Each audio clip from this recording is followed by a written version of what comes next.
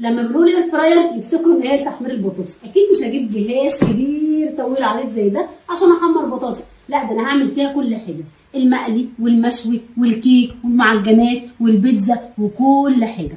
اي اير فراير بتجيبيها بتبقى عايزه تعرفي ايه اللي بتعمله، وهل هي سهله، هل هي تسحب كهرباء، هل ايه اللي جاي معاها، هل انا هعرف اشغلها. النهارده هديكي تفصيليه مهمه جدا لاستخدام الاير فراير. طيب ابدا ان انا عايزه مثلا انا دلوقتي هشوي فراخ. تعالوا الاول نحط الفرخه وبعد كده اوريكم هنعمل ايه.